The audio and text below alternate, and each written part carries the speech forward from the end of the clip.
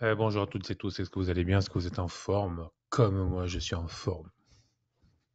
Et j'ai encore un peu de voix pour demain matin. Bon, j'espère que vous avez plein de questions, car vraiment, je vous rappelle, alors, normalement, dans cet épisode-là de mes lives, il faut bien compartimenter. Je ne parle pas de GTAS, mais je veux bien en parler. Prendre du miel. Il m'en reste un peu. Pas beaucoup, hein. Bah, vous allez bien? Je regarde qui c'est qui est là. Je prends des notes. Aïe, aïe, aïe. Ok, alors, première question que je vous colle. Alors, je dis bien normalement, hein, ce webinaire n'est pas dédié à GTAS, ça n'est pas dédié au marché et dédié à this book, only this book. Toutes les questions sur le sujet, les stratégies, etc. D'accord, voilà. Pour le reste, vous avez les lives, vous avez les formations, vous avez, bref, vous avez tout ce que je peux faire. Profitez-en, hein. Je ne le ferai pas 15 ans au bris de mou. Je le fais. Mais je m'amuse beaucoup pour le moment, donc profitez-en. Tant que je m'amuse, je le fais. Alors, ok, Toulousain qui n'est pas venu me voir. Non, ça c'est pas, ce n'est pas le bon accent. Alors, le son est bon là quand je mange le micro. Donc du coup, j'ai mis ton nom, Jean-Christophe. Avec GTS, on regarde une fenêtre avec 3 BSI. Avec mes écrans, j'affiche 3 fenêtres M30, M5, M1. Donc si je regarde le M5 et les 3 BSI, est-ce que le BSI long terme M5 correspond au BSI court terme ou du moyen terme du M30 et ainsi de suite avec M1? Donc avec 3 fenêtres, quel BSI unique regarder dans chaque fenêtre le moyen terme pour éviter de se faire des nœuds au cerveau? Alors déjà, je vais commencer en étant méchant. Ça fait longtemps, c'est le soir. J'ai le droit. Euh, Si avec 9 indicateurs sur 3, enfin 3 x 3, tu te fais des nœuds au cerveau, imagine ceux qui travaillent avec 18 indicateurs sur 3 ou 4 unités de temps. Non, on ne se fait pas de nœuds au cerveau. Justement, il y a la grille, il y a la matrice décisionnelle qui fait que l'on ne se fait pas de nœuds au cerveau. Sinon que vous ayez suivi la petite formation ou la grande formation, vous avez la petite matrice ou la grande matrice, les lives, etc. Donc voilà. Mais les nœuds au cerveau n'existent pas avec GTAS, loin de là. Donc, ma réponse à ta question est claire, rien à voir. Alors, il y a un abus de langage, une erreur de nom. J'espère être un trader à peu près honnête et si j'en crois mes résultats, c'est à peu près le cas. Euh, Par contre, je suis très mauvais pour trouver les noms CT, MT, LT. En fait, ça n'a rien à voir avec court terme, moyen terme, long terme. Rien à voir. Et ça n'a rien à voir avec l'unité de temps au-dessus. Donc, à la limite, il faudrait que j'appelle le BSI 1, 2, 3. D'accord ou pas? Voilà. Ou alors on pourrait appeler, pour aller plus loin, hein, le BSI court terme timing, parce que c'est le cas. Ou alors on pourrait l'appeler timing trend following, puisque c'est le cas. Donc ça serait plutôt le BSI TF, tu vois. Le moyen terme, ça serait le BSI MR, puisque c'est celui qui nous offre notamment le timing pour le min reversal et le BSI long terme, on pourrait appeler biais tout court sans voilà, BSI biais, BB. Voilà. Est-ce que j'ai bien répondu? Et on a bien dit pas de GTAS. Non, non, mais il n'y a aucun souci. Déjà, pour le moment, tu es le seul à poser une question. Donc, si je te réponds pas, je pense que tu... Et je te montre que je ne suis pas rancunier. Tu n'es pas venu me voir quand j'étais à Toulouse, donc je n'ai pas eu le plaisir de te serrer la pince. Donc voilà. Donc du coup, tu es condamné à m'inviter au stade lorsque l'USAP va venir jouer. Je ne sais pas si tu as des places, on ne sait jamais. Je tente. Et surtout qu'on vient dans une semaine ou deux là. Dans 2 semaines, on vient jouer.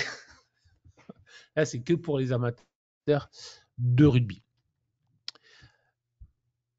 Le nuage GTAS et la stratégie 1 du bouquin 1350 se ressemblent. Du coup, les stratégies GTAS comme le RCT ou le NXT peuvent-elles s'appliquer ou c'est une connerie? Merci. Alors, très bonne question. Ce n'est pas que la précédente n'était pas une bonne question, hein, bien évidemment. Donc celle-là est une excellente question. Donc si vous prenez les stratégies, mon objectif lorsque j'ai fait les stratégies, c'était de vous permettre de comprendre comment on peut créer une stratégie. Encore une fois, là, on est en train de le faire ou de le refaire en live pas à pas, mais ça va prendre plusieurs sessions parce qu'on va vraiment pousser très très loin le détail de beaucoup de critères, de beaucoup d'éléments. Là, ce que je vous propose, c'est pour moi, quelque chose de très structuré, mais relativement simple. Et après, ce sont essentiellement des stratégies de retracement, effectivement. Donc, la remarque équivalente nuage, RCT ou NXT, ben, ce sont des équivalences, mais de toute manière, il n'y a que deux grosses stratégies. Je mets à part le min reversal. Il y a soit des stratégies de cassure, soit des stratégies de retracement. Après, il y a des degrés et des nuances dans qu'est-ce que je prends comme cassure, qu'est-ce que je prends comme retracement. Les retracements, on peut les marquer avec des fibos, avec des moyennes mobiles, avec le nuage BSI, avec ce que je vous propose là, avec des indicateurs, avec tout un tas de choses afin non pas de se dire je fais ça, afin d'identifier, donc là je vous fais réfléchir un petit peu plus, afin d'identifier précisément quelle va être la vague sur laquelle je vais surfer dès lors qu'on a une bonne compréhension du mouvement des marchés, c'est-à-dire dès lors que l'on comprend bien qu'une vague 1 a un certain nombre de caractéristiques, une vague 2 en a d'autres, une 3 en a d'autres, une 4 en a d'autres, une 5 en a d'autres, une ABC, etc. pour aller très vite. Donc, si vous faites ça, ben, vous allez choper des retracements et en fonction des critères, c'est pour ça que je vous propose notamment avec GTAS 3, mais avec les stratégies classiques comme le pourcentage RET, mais tout ce qui est NXT, etc. Euh, ce que je vous propose, c'est des degrés différents de vagues, de niveaux, qui vont correspondre justement à des intensités différentes. Et donc, je rentre dans une vague qui n'est pas potentiellement la même que l'autre, etc. Vous avez compris ce que j'ai dit ou pas? Donc, ça veut dire que, bien évidemment, si tu utilises GTAS 3, tu peux cumuler, te créer ta propre stratégie en faisant la stratégie proposée dans le bouquin et en ajoutant des éléments de GTS 3. Dans le bouquin, si je ne parle pas de GTS, c'est pas parce que ça ne marche pas, c'est parce que je voulais que tout le monde puisse y trouver son compte sans nécessairement avoir à prendre, acheter, puisqu'il faut l'acheter les indicateurs, d'accord. Mais après, dès lors que vous avez GTAS, ce sont des stratégies complémentaires que l'on peut venir ajouter. Et mon objectif, encore une fois, même sur les lives, même pour les abonnés, etc., ce n'est jamais de faire des clones ou de fourguer des stratégies que je fais moi. L'objectif, c'est de les adapter, encore une fois, là. Euh, je répète, mais c'est le gros travail qu'on va faire dans toutes les prochaines séances live, c'est-à-dire de proposer différentes allocations, différentes manières d'aborder les différentes stratégies avec différents critères d'entrée, de gestion, de sortie, de timing, etc., afin que chacun, en fonction de son profil, hein, plus des traders, plus scalpers, plus CAC, plus DAX, plus Bund, plus Nasdaq, gros capital, petit capital, futur, CFD, actions européennes, actions américaines, etc., etc., en fonction de son profil, décide de se dire, moi, je vais travailler de cette façon-là, car c'est de cette façon-là que ça colle le mieux à ce que je fais. Vous avez compris. Et donc, je vais régler les sorties, les risk-reward, les stops, etc. Donc, oui, parfaitement. J'espère que j'ai bien répondu à ta question. Est-ce que j'ai bien répondu? Magnifique. OK.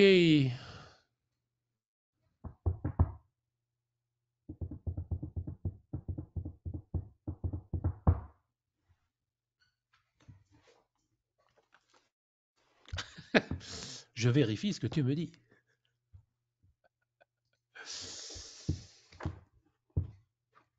Mais il faut vraiment que tu viennes suivre la formation complète, si je peux me permettre de te tutoyer.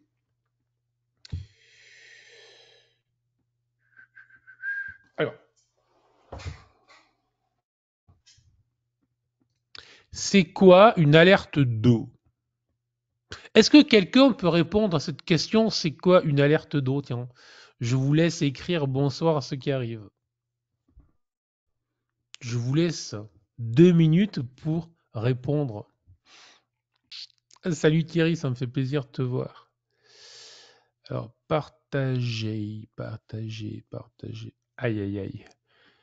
Tout cassé, Bernard. Qu'est-ce que je fais là? Bêtise. Yes. Je te colle ce qu'on me répond, puis après je vais te faire un schéma comme ça. Dont tu as bien vu exactement, dont tu as bien vu. Merci, parfait. Dont tu as bien vu dos, hein, donc dos, on est bien d'accord. C'est vraiment, je te le fais comme ça.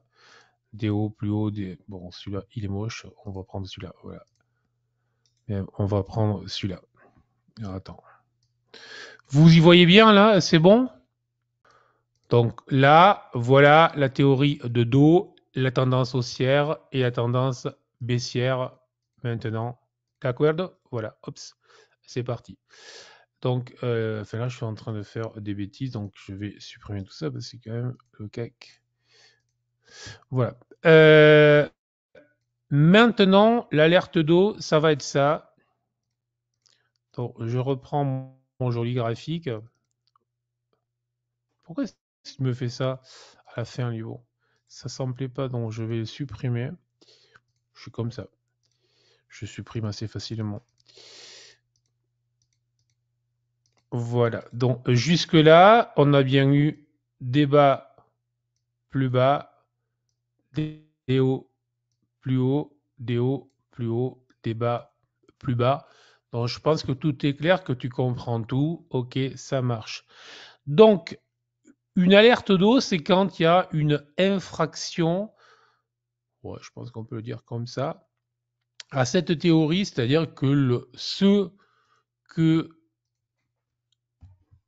les gentils spectateurs de cette émission ont bien voulu t'écrire, lorsqu'on va avoir un bas plus bas, donc jusque-là, je ne suis toujours pas en alerte d'eau, et quand je fais un bas plus bas, je fais une alerte d'eau, degré 1, alerte d'eau, degré 2, lorsque je confirme en faisant un haut, moins haut, et c'est le début potentiel du retournement. Salut Florent. Ok, ça marche? Voilà. Voilà, c'est tout. Donc, effectivement, dans ce bouquin, je reste assez disert, rapide sur le sujet. Si sur le plan technique, tu es un peu légère, je t'invite très fortement à acheter sur mon deuxième livre. Tu verras qu'ils sont plus poussés sur le plan technique. Sur celui-là, j'ai mis les bases, mais je ne voulais pas les répéter. Alors, c'est toujours délicat quand on fait un livre Une TE, ouais. C'est toujours merci à toi. C'est toujours délicat quand on fait un livre de se répéter 3 fois en l'occurrence. Donc j'ai essayé de ne pas trop me répéter dans le bouquin, si tu veux. Voilà. Comment l'ajouter à la stratégie pour faire un backtest? Alors déjà, alors ça, je te propose, c'est vraiment le type de question que l'on verra plus tard. Pour le moment, déjà, commence à essayer de prendre la stratégie, de prendre des graphiques. Moi, je connais qu'un truc quand on veut réussir en bourse, c'est de prendre des graphiques, de prendre des stratégies et de les chercher, de les tordre. Par exemple, là, j'en ai qui m'ont envoyé des stratégies, enfin des fiches de stratégie, c'est très bien, ils se reconnaîtront. Maintenant, c'est pas avec 3 exemples que ça va bien. Donc, il faut des dizaines et bon, c'est pas pour vous démoraliser. Donc, en fait, je pense beaucoup plus que ça d'exemples de stratégies visionnées, vues, tordues. Et ce n'est que à ce moment-là que vous commencerez à comprendre comment les marchés fonctionnent. Voilà. Donc, tu as le temps pour le moment d'ajouter des éléments complémentaires. Déjà, fais la base. Ça, c'est mon premier conseil. Euh, L'objectif, c'est pas de se dire je commence à ajouter des critères. Les critères, je vous en ai mis suffisamment. Premier objectif, je commence à bien maîtriser les différents éléments que j'ai, d'accord? Je recherche, allez, je vais vous donner un chiffre, n'ayez pas peur, une grosse centaine d'exemples de cette stratégie, d'accord? Et une fois que je les ai, là, je vais commencer à voir qu'il existe des différences, des nuances dans la manière dont la stratégie se fait. Déjà, il y a des exemples qui marchent, il y en a qui ne marchent pas, il y en a qui pètent de suite, il y en a qui poussent, qui se retournent, etc. Donc, tout ça va te fournir beaucoup d'éléments complémentaires que tu vas ensuite ajouter à ta stratégie. Est-ce que c'est bon? Voilà. Donc, surtout pas d'ajout au début. D'abord, un travail de recherche et puis ensuite, tu verras que là, tu vas pouvoir dire, tiens, là, je vois une nuance, deuxième nuance, troisième nuance. Donc, est-ce que ça vaut le coup de faire une stratégie maître et 3 sous-stratégies? Est-ce que les 3 sous-stratégies, je les travaille avec les mêmes critères? Est-ce que je modifie les critères? Pourquoi est-ce qu'il faut que je les modifie? Est-ce que je modifie l'entrée, la gestion, la sortie, le levier? Voilà, là, peux, moi, je peux vous en envoyer des idées. Voilà, tout ça, c'est vraiment un travail qu'on fait de manière sérieuse et qui paye très bien dès lors qu'on accepte de le faire sérieusement. Très bonne explication. Merci. Sur quel horizon de temps préférentiel? Alors là, cher Edmond, je m'interroge. Euh, Tu vas rechercher ton unité de temps ou ton horizon de temps qui te concerne. Moi, 95% de mes backtests étaient en M1 parce que j'étais essentiellement scalper. Et après, enfin, scalper des traders. Hein, j'étais pas un scalper frénétique, un peu timbré. Et derrière,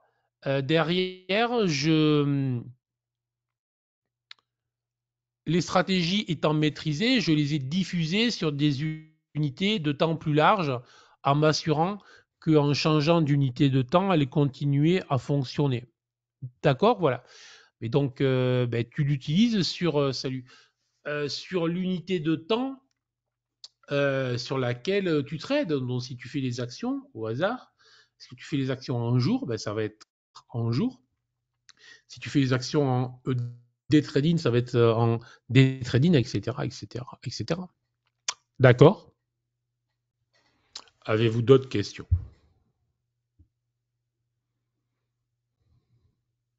Je vous rappelle que c'est vous qui faites ce live, donc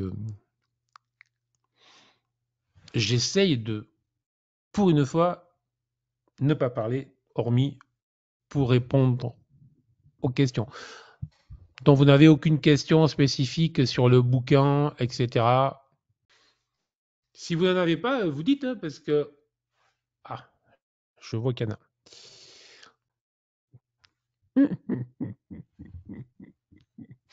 Ok, ça marche.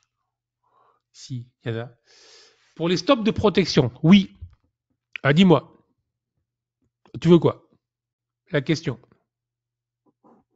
Parce que pour les stops de protection, c'est pas une question complète. Je te laisse la compléter complètement. Vu que tu es un excellent professeur, tout devient de plus en plus clair. Merci. Ouais. Alors c'est pas pour les stops de protection qu'il y a un e-book, c'est pour les stops suiveurs. Alors, l'e-book est fait depuis un long moment, mais il faut juste que je le mette en ligne. Euh, ok, voilà. Donc, laissez-moi vous l'installer, mais il est fait. Voilà. Il est fait depuis vraiment un petit moment, long moment. Ça fait au moins 3 mois qu'il est fait. Après, rebondissons sur le sujet. Qu'est-ce qui vous intéresse dans les stops suiveurs? Retour d'expérience. Aujourd'hui, j'ai trop tradé de 9h à 14h30 et après, j'étais cramé, donc je n'ai pas tradé après 15h dormant jusqu'à cet après-midi qu'il fallait être actif. Ma question, comment faire pour éviter ça? Bon, ça, c'est une question dont on a débattu très souvent, hein. Je veux dire, il ne faut pas se laisser entraîner sur mode jeu. Donc, dès lors que l'on trade trop, c'est qu'on est sur un mode jeu. Dès lors qu'on est cramé, c'est qu'on est sur un mode jeu. Et dès lors qu'on rate des opportunités, que l'on est frustré, c'est qu'on est sur un mode jeu. Voilà. Donc, on vient faire du trading pour faire du fric et pas pour être sur un mode jeu. Donc, ça veut dire qu'on vient taper les bonnes opportunités, on vient pas faire du trading. Personnellement, pour moi, ce matin, il n'y avait rien à faire de sérieux. Par contre, cet après-midi, effectivement, c'était extrêmement simple sur les marchés américains. Voilà, après, il faut se faire des critères suffisamment clairs pour savoir quand trader et quand ne pas trader. Et surtout, ne jamais rentrer. Je ne sais pas si je vous ai collé la question du coup. Et surtout, je l'ai lu. Et surtout, ne jamais se mettre, voilà, dans ce mode de jeu, hein. De toute manière, lorsqu'on est cramé après le trading, je veux dire, il n'y a pas autre chose que ça. C'est juste que on a fait ce qu'il ne fallait pas faire. C'est simple, voilà. C'est donc réponse, je dis bien, décider que le trading c'est pas un jeu, décider que le trading c'est un job, décider que le trading on vient là pour faire du fric et tout va changer. Les stop suiveurs peuvent-ils aussi servir pour la sortie si combo avec résistance par exemple? Euh, voilà. Les stop suiveurs, euh, euh, bon, déjà dans l'ebook je vous en propose, je pense que j'en éliminerai parce que j'en ai mis une grosse dizaine, donc ça fait trop. Mais c'était l'objectif là, c'est pas de vous dire quoi faire, c'est de vous faire réfléchir. D'accord? Voilà. Donc il y en a une grosse dizaine, il faut voir si je les y laisse tous, mais bon. Euh, Mon but avec cet e-book, c'est de vous faire réfléchir, de vous faire travailler. Voilà. C'est pas de vous dire vous prenez celui-là, parce que je sais lequel il faut prendre. Mais encore une fois, dans une optique de pédagogie, il me semble beaucoup plus intéressant de vous faire réfléchir à vous plutôt que de vous dire de manière docte et tout à fait affirmée ce que vous devez faire. Voilà. Bon, euh, ceci étant dit, comment est-ce qu'on utilise un stop suiveur? Le but d'un stop suiveur, c'est quoi? Déjà, tiens, là, je vous pose une question. C'est quoi le but d'un stop suiveur? Accompagner la tendance le plus longtemps possible, protéger, ne pas perdre, assurer un gain minimum. Comme son nom l'indique, c'est de suivre la tendance sans se faire stopper. Je vous lis et je vous le colle pas. De rester en gain, de sortir quand la tendance s'inverse, ça me plaît. Sortir de façon automatisée en gérant le risque ou les gains potentiels, ok, de limiter la perte. Protéger ses gains de manière automatique jusqu'à essoufflement du mouvement. Voilà. Donc, bon, j'espère que j'ai été clair, que j'ai pas trop mangé ce que j'ai dit. Alors, euh, tout est valable effectivement. Le but du jeu d'un stop suiveur doit être maximiser, de maximiser le risk-reward, autrement dit, d'augmenter le gain par rapport au risque que l'on engage. Enfin, oui, c'est ça. Le taux, on va dire, le taux de gain par rapport au risque que l'on engage, mais tout en restant collé au maximum, donc en fait au mouvement. Donc le but du jeu, c'est quand est-ce que je décide que la tendance s'est retournée et donc quand est-ce que je décide que finalement je coupe la position que j'ai ouverte. C'est exactement ça. Bon. Je me demande si sortir avec un stop suivant ne fait pas passer en mode espoir et fait perdre la performance en trading, surtout si les marchés d'arrêt sortir de niveau, c'est pas plus pertinent. Bon, ça, c'est vraiment le genre de questions que l'on trade, dont on parlera, parce que là, tu es plus compliqué. On en parlera vraiment sur les stratégies que l'on est en train d'élaborer là. Bon. Là, je vais rester plus simple si tu veux bien. Le stop suiveur, ça va être en fait un compromis entre j'encaisse mon gain et entre je colle au maximum en fait au mouvement. C'est exactement ça. Donc c'est un compromis. C'est un compromis. Et donc pour ce compromis, comment ça se passe? Ben, je suis désolé, il va falloir travailler, comme je le disais, et donc bouffer du graphique, se faire tout un tas de tests de graphique pour voir quel est le meilleur stop suiveur, que vous pourrez utiliser, tout simplement. Il n'y a pas de secret. Maintenant, le stop suiveur n'est pas la solution miracle. Parce que selon comment vous le calez, mettons que vous pouvez monter en gain de 100 points et le truc redescend et vous n'allez encaisser que 30 points ou 40 points ou 50 points. Donc, ce n'est pas la solution à tout. Donc, le but du jeu, c'est bien d'avoir une réflexion globale et d'avoir travaillé suffisamment les stratégies que l'on utilise afin de savoir que sur 100 trades, c'est ce stop-là qui me donne le meilleur compromis. Hein. Je ne parle pas de solution qui est optimale, et je fais bien la différence parce qu'une solution optimale sur un nombre réduit d'occurrences a une forte probabilité de ne plus devenir une solution optimale dans la série suivante. Alors que un bon compromis a lui une forte probabilité de rester un bon compromis quoi qu'il arrive. Est-ce que vous comprenez là ce que je dis là? Parce que ça, c'est essentiel, vraiment, c'est essentiel à la réussite dès lors que l'on veut travailler des stratégies. Parce que vraiment, j'en ai vu qui, dès qu'un truc bougeait, ils pensaient qu'il fallait travailler comme ça. C'est pas parce que tu as 10 exemples consécutifs qui payent d'une stratégie que c'est bon, ça marche. Peut-être que les 90 autres vont perdre. Et ça, lorsque je dis ça, généralement, on ne m'écoute pas, on ne m'entend pas. Je le sais. Et pourtant, c'est comme ça. Voilà. Donc voilà, donc le stop suiveur, oui, mais je dis bien, il vient, c'est pour ça qu'il y a le temps aussi, hein, il vient après un travail sérieux. C'est pas j'ai ma stratégie, je prends mon stop suiveur, j'en ai 5 sous la main, j'en utilise un, je vois que ça paye, donc c'est bon. Non, non, non, c'est je fais une étude sérieuse de ma stratégie comme proposée, comme les stratégies proposées.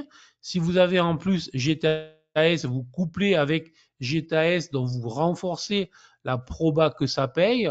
Et derrière, vous allez prendre, je dis bien, hein, beaucoup d'exemples. Vous allez les enregistrer, vous allez les tordre dans tous les sens. Et là, vous allez commencer à bâtir une gestion de position en fonction des exemples que vous avez, tout simplement. Et ce n'est qu'après ce travail-là que vient le stop suiveur, tout simplement. La sortie est toujours plus compliquée que l'entrée pour moi. On a toujours une bonne raison de rentrer, mais pour la sortie, alors c'est la même chose. Ça, effectivement, je le montre plus dans les cours avancés que dans les cours moins avancés, pour dire les choses clairement. C'est pas une volonté de ne pas le faire, c'est juste que j'ai compris peut-être un peu tardivement qu'il y avait un besoin de pédagogie progressive et que si tu montres tout d'un coup, en fait, ce qui est retenu, c'est rien.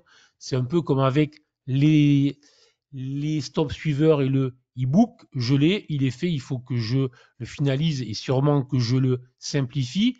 Mais je sais qu'il y a le temps parce que avant, si je le balance comme ça, sans qu'il y ait avant le travail préalable sur les stratégies, ça ne servira à rien.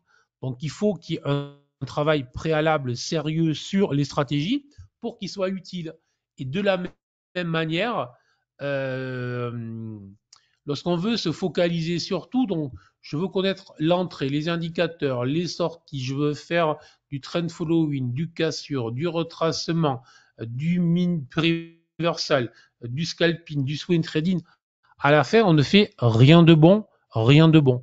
Donc le seul moyen pour s'en sortir, c'est vraiment de choisir ce que l'on veut faire, de se fixer. Et donc, pour moi, encore une fois, dans une optique de progression, pour moi, le plus important au début, c'est de déjà bien timer le marché. La sortie après. Et donc, ça veut dire quoi? Ça veut dire que pour moi, c'est presque lorsqu'on est un trader gagnant régulier que l'on commence à se préoccuper de la sortie. D'accord? Voilà. Et entre-temps, tu as pu te concentrer pleinement sur les configurations, les éléments de la stratégie, etc. Après, tu dois avoir tes propres éléments de sortie, bien évidemment, hein. Je ne te dis pas que tu n'as pas des éléments de sortie, mais je te dis déjà, concentre-toi sur invalidation, timing, etc. Sortie vient à la fin, tu as une sortie et tu l'amélioreras plus tard, tout simplement, avec après possibilité vraiment de faire des sorties variées, multiples, etc. Les moyennes mobiles, par contre, non. Alors là, je suis relativement. Enfin, mon avis, après, vous en faites que vous voulez. Vraiment, je trouve que les moyennes mobiles n'ont aucun intérêt pour les sorties. Voilà. Je vous dis ce que j'en pense, hein. Voilà.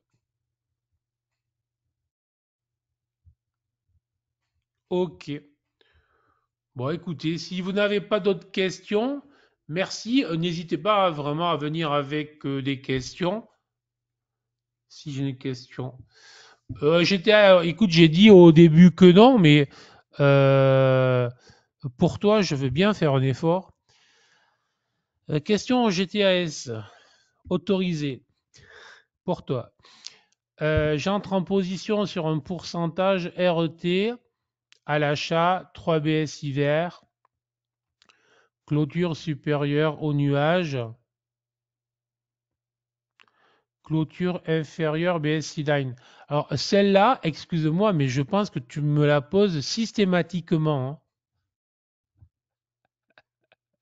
Le temps passe et 10 bougies plus tard, il BSI court terme, pas c'est rouge, BSI Line toujours supérieur au coup. Qu'est-ce que je fais? Je coupe. Ouais, il y a une petite nuance, mais tu as toujours cette interrogation sur le PSI Line. Est-ce qu'on le prend en compte ou pas? Alors, c'est un élément, on va dire que de base, on ne le prend pas en compte. Voilà, déjà. Après, c'est difficile. Sur une stratégie de retracement, ça peut traîner un petit peu quand même. Donc c'est difficile, il faudrait voir le contexte des UT supérieurs, il faudrait voir tout un tas de choses. Voilà. J'ai pas Là comme ça, j'ai pas une opinion forte. Ce matin, moi, il y a 2 trades que je dois faire que je fais pas. Il s'est avéré que si je les avais, et ils étaient très bien, hein, mais je les fais pas pour des raisons spécifiques. Il s'est avéré qu'ils auraient planté. Ben voilà, je dirais que ça fait partie de l'expérience supplémentaire, ben, euh, qui fait qu'à des moments, on arrive à plutôt bien sortir et à plutôt bien couper les positions. Voilà. C'est pour ça que pour moi, un bon trader, c'est à la fois une bonne méthode, un bon cas, c'est comme le bon chasseur ici pour ceux qui connaissent. C'est une bonne méthode, c'est un cadre très précis, mais après, pour moi, il y a une partie d'intuition, ben, c'est-à-dire qu'il faut que dans le cadre précis, il y ait, euh, je cherche, des espaces de liberté où notre libre arbitre, c'est un bien grand mot, mais où on fait œuvre de choix. Et à force de multiplier les œuvres de choix, on fait, on prend de l'expérience, et cette expérience ben, va faire qu'on a des ressentis, des feelings, des intuitions, vous l'appelez comme vous voulez. C'est pas autre chose que la somme d'expériences accumulées. C'est pour ça que, et si on fait ça, ben, ça marche très bien. Donc, pour moi, bonne méthode, bon cadre, liberté à l'intérieur pour développer cette expérience, ce feeling, cette intuition. Mais ça veut dire qu'il y a des questions qu'on ne doit pas se poser. Pour moi, là, je suis à la limite du cadre. Parce que là, si je commence à codifier tout ça, la probabilité que le cadre soit trop resserré devient très forte. Vous avez compris là ce que j'ai dit ou je suis parti dans des délires psychotiques? Ça s'appelle de l'expérience exactement. Donc, a priori, vous avez à peu près compris ce que j'ai raconté. Vous êtes au moins 3, 4 même, 5. Oh, c'est magnifique. En fait, si j'étais entré avec un BSI line sous les cours lors du passage rouge du BSI moins terme, j'aurais placé le stop sur BSI line. Un exemple cité, c'est pas possible. Ouais, alors, déjà, moi, je le fais pas. Déjà, je suis en train, et là, on va le voir lorsqu'on aura vraiment finalisé toutes les stratégies. Le BSI Line, il ne s'enclenche que dans des. Enfin, là, pour moi, là, le BSI Line ne s'enclenche pas. Sûrement pas. Voilà. Donc, je l'utilise pas du tout comme ça. C'est vraiment un stop suiveur, réellement un stop suiveur, le meilleur que je connaisse à ce stade. Et je l'utilise pas du tout comme ça, donc pas du tout en tant que time stop ou voilà. Voilà, voilà. T'as vu? Je t'ai répondu à GTS.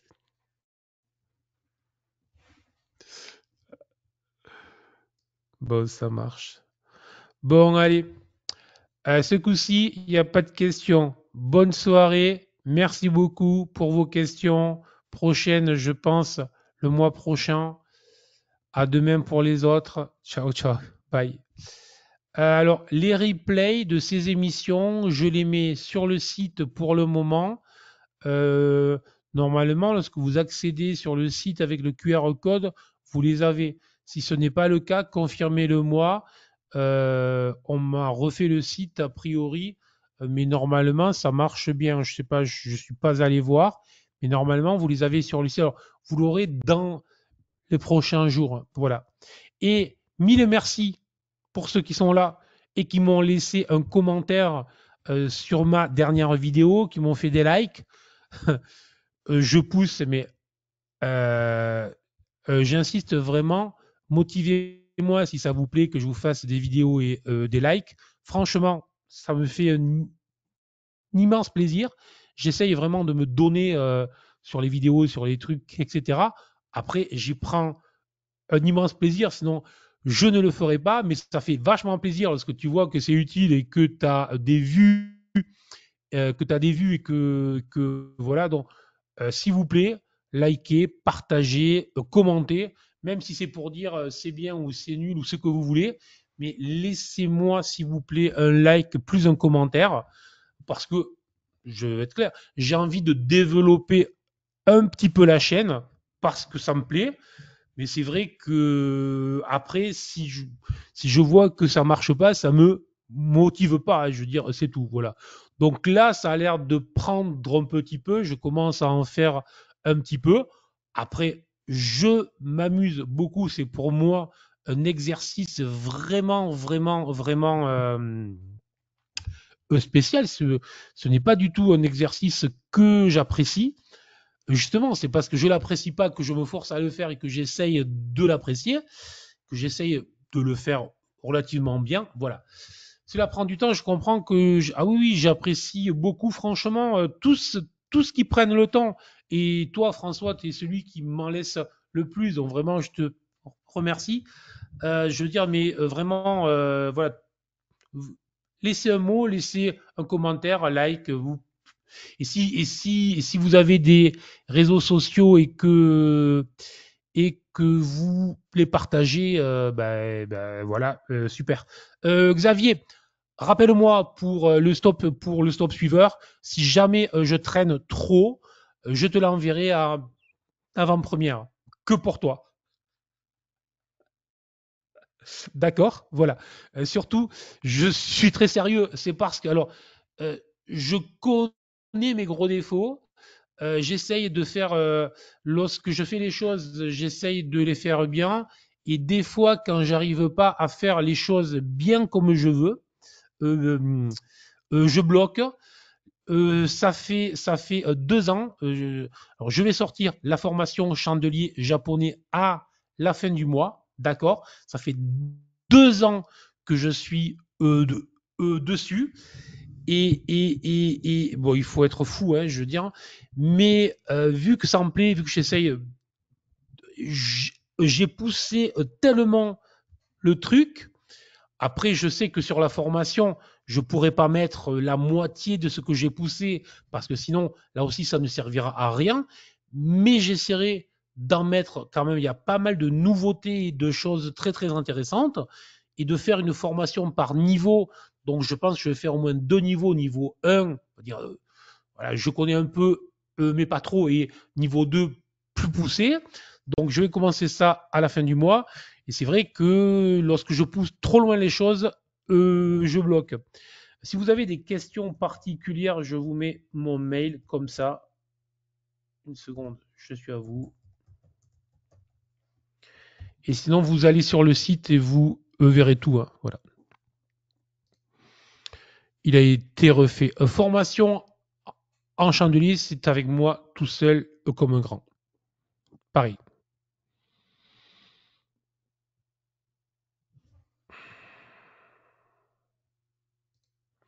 Avec tout ce que tu as dit, je pense qu'il faudra bientôt prendre congé pour tout suivre.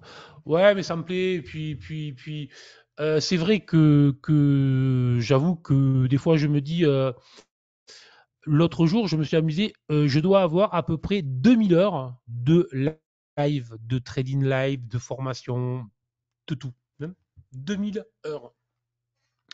Qui sont enregistrés, hein, donc je peux mettre à votre disposition si ça vous amuse. Mais et c'est vrai que je constate, pour avoir discuté, là j'ai fait un certain nombre de séminaires, bref, on va dire, et j'ai constaté que beaucoup ont une formation ou deux, et puis c'est tout, si tu veux. Euh, Moi, je dois avoir 10 et ben, je trouve que c'est voilà et je pourrais vous assortir voilà. J'ai une formation sur les actions que je mets pas, j'ai deux formations sur les options, enfin bref, j'ai voilà. Mais après ça me plaît, je m'amuse, il y en a qui en profitent, il y en a qui ont ça, voilà. La matinale, c'est 300 live, ouais. Euh, Ah ouais, ouais. T'as raison, hein. Ah ouais, quand même. Tu avais parlé de Nibouk sur les chandeliers catalans. Alors, les chandeliers catalans, ça viendra en 2027, mais effectivement, il est prévu. Comment fais-tu pour faire tout cela en parallèle de ton trading, tes interviews, tes séminaires? C'est impressionnant. Ben, en fait, si tu regardes, j'ai environ 1 heure de live par jour. Voilà, 1 heure et demie. Bon, aujourd'hui, j'en ai 3 heures. Euh, le trading, hein, le trading, je fais de moins en moins de day trading, hein. Je vous l'ai dit, vous le savez, je dois faire du scalping day trading, allez, 2 jours par semaine en moyenne. D'accord, voilà. 3 jours max. Ok, voilà. Euh, non pas que je ne veuille pas, hein, c'est parce que j'optimise et que justement, il n'y a pas beaucoup plus de 2, 3 jours par semaine. Il n'y a pas beaucoup plus de 2, 3 jours par semaine où vraiment on est en convergence comme je veux que ça y soit. C'est tout. Voilà. Après, je fais par contre beaucoup de swing trading, d'options, d'actions, etc. Voilà, mais ça te prend pas de temps, hein. Je veux dire, tu fais clic, puis c'est fait, hein. Voilà. Et puis ça me plaît, voilà, j'arrive au bureau à 7 heures le matin, il est 7 heures du soir. Bon, j'ai fait une petite pause au milieu, mais voilà, c'est tout. Ça me plaît, j'ai du plaisir de voir que ça a l'air de vous plaire et que ça a l'air d'être utile. Il y en a qui vendent plus d'argent en vendant des méthodes qu'avec leur propre trading. Bon, c'est l'histoire des vendeurs de paix. Alors, personnellement, je ne critiquerai jamais ceux qui vendent plus, enfin, ceux qui vivent de leur méthode. Écoute, s'ils sont bons et qu'ils le font, du moment qu'ils n'escroquent pas les gens, hein, je parle, voilà, dès lorsque, à la limite, c'est ça. Après, ils font ce qu'ils veulent. Moi, ce qui me plaît, c'est pas de vendre les formations.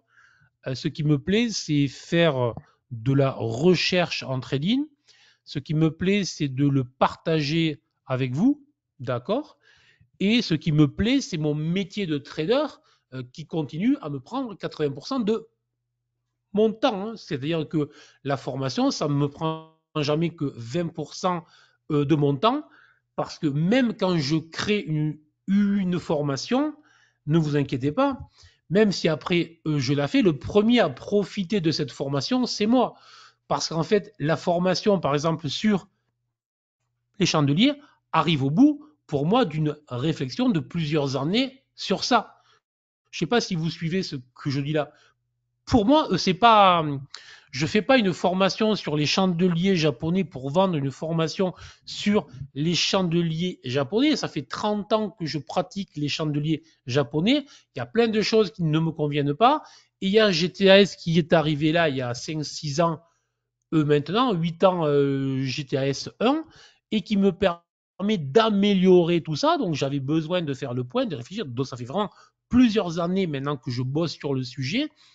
Et au bout du bout, si je veux vraiment arriver à formaliser tout le travail que j'ai fait, ben en fait, je fais une formation.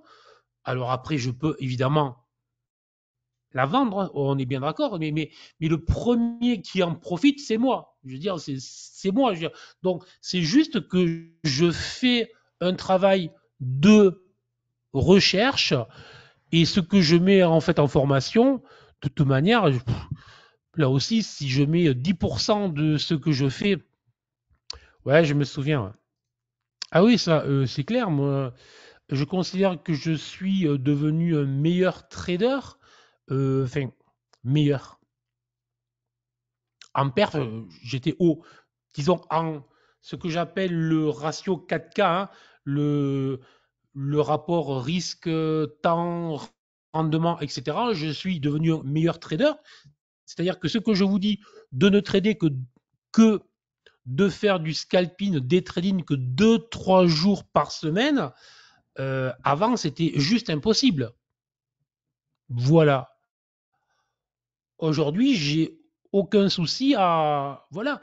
Je sais qu'avec une bonne journée, avec une bonne matinée, je fais ma semaine. Donc, il y a aucune raison que je m'énerve. Oui, oui. L'écriture du livre l'écriture du livre et créer une formation aussi, hein, je veux dire, c'est puisque c'est notre exercice est vraiment une formalisation très intéressante des idées. Donc c'est voilà, voilà, bref. Écoutez, je me fais plaisir. A priori, ça vous amuse, ça vous plaît, et je pense que ça vous rapporte. Après, je vends un peu un bout du travail que je fais, voilà, et il est hors. Et après, je prends un immense plaisir quand je suis invité pour faire une interview, un séminaire, un truc. Alors ça me plaît beaucoup parce que ça me sort effectivement de ce que je fais là. Et voilà. Et puis voilà. Et je veux dire, vous savez bien que le fameux truc, je n'ai jamais travaillé parce que je fais ce que j'aime. Voilà,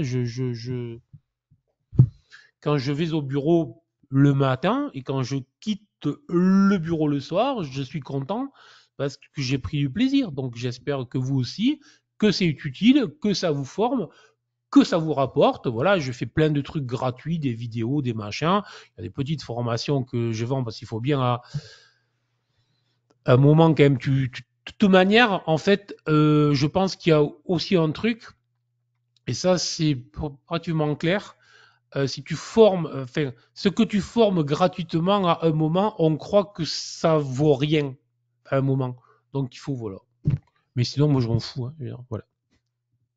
Sur ce, il est 19h presque. Très bonne soirée. Merci pour vos questions. Même si on est allé très loin du coup. J'espère que ça vous a plu.